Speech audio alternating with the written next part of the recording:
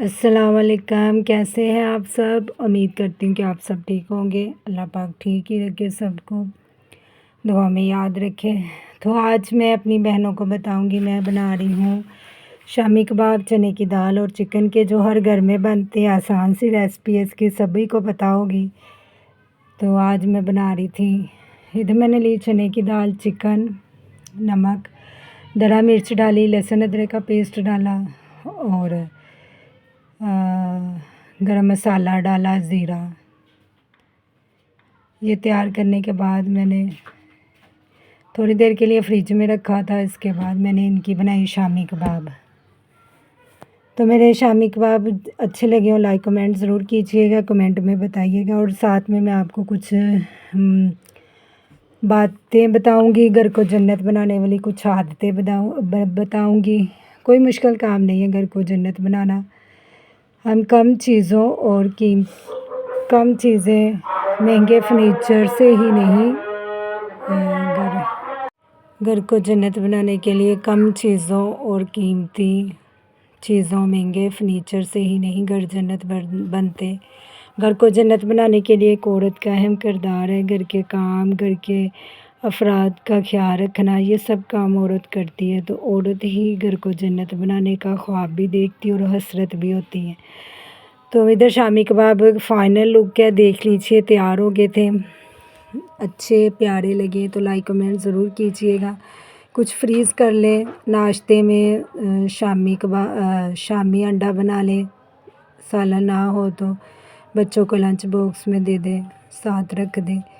تو یہ آسان سے میری ریسپی تھی، اچھے لگے ہو تو لائک کمنٹ ضرور کیجیے گا۔ پہلی عادت، رات کو سونے سے پہلے کچن کے برتن دھوئے۔ گندے برتن دھونے سے رزق میں اضافہ ہوتا ہے۔ گھر کے کاموں کو عورت ہی کرتی ہے، تو کچن کے برتن بھی، ہماری دادیاں، نانیاں، ہماری امیاں کہتی ہے کہ کچن کے برتن پڑے ہوں تو شیطان اس کو چاٹتا ہے، تو برتن دھو کر سویا کریں۔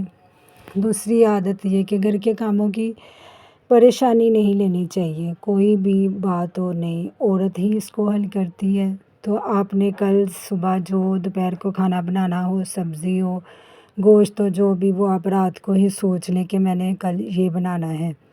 گھر کے کام، بہت سارے ایسے کام ہوتے ہیں جو ہم اپنی امیوں سے سیکھتے ہیں۔ ایک لڑکی اپنی امی کو کام کرتے دیکھتی ہے تو وہی ٹپس فالو کرتی ہے۔ تو ہماری امیاں گھر کے سارے کام بھی کرتی تھی، اللہ پاک کی عبادت بھی کرتی تھی، بچوں کو بھی دیکھتی، گھروں میں سکون کا ماحول ہوتا تھا۔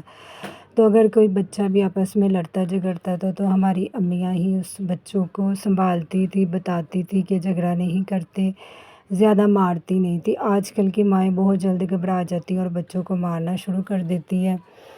تو بہت سارے کام، اور دوسرا ایک یہ بھی عادت ہونی چاہیے، اپنی بھی اسکن کیئر کریں۔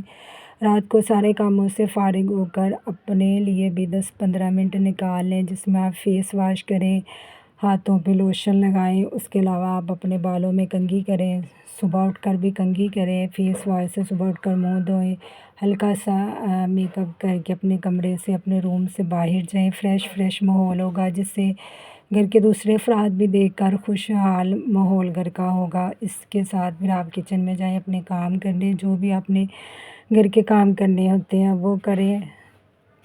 اور چوتھی عادت یہ کہ آپ نے جو بھی کپڑے پہننے ہو استری کر کے رکھ لیں۔ یہ نہیں صبح ٹائم بچے اور شوہر، جن کے بھائی ہیں، ابو ہیں، جو پہ جانا ہے تو کپڑے کی پریشانی ہو، صبح صبح ناشتے کی بھی ہو اور کپڑوں کی بھی ہو کہ استری کرنے، جب آپ کو ٹائم ملے، شام ٹائم ملے، جب بھی آپ فارغ ہو تو کپڑے استری کر کے آپ رکھ دیں، کر کے رکھ لیں۔